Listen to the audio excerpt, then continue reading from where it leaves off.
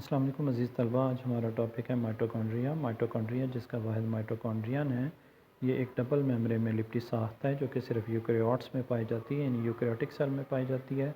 और ये aerobic respiration के मकामात हैं, यानी तवानाई पैदा करने का मरकज़ है। माइटोकॉन्ड्रिया दो मेम्ब्रेन पर मुश्तमिल होती है, यानी बैरूनी मेम्ब्रेन जो कि हमवार होती है और अंदरूनी मेम्ब्रेन जो कि अंदर की तरफ तहें बनाती है। इन तहों को क्रिस्टी कहा जाता है और ये सतही रकबा बढ़ाती हैं। क्रिस्टी रेस्पिरेशन के मकामात हैं। माइटोकॉन्ड्रिया के पास अपना डीएनए और राइबोसोम मौजूद होता है और माइटोकॉन्ड्रिया का जो राइबोसोम है वो प्रोकैरियोटिक सेल के राइबोसोम से मुशाबह होता है। अभी हम आपको एक माइटोकॉन्ड्रिया दिखाएंगे।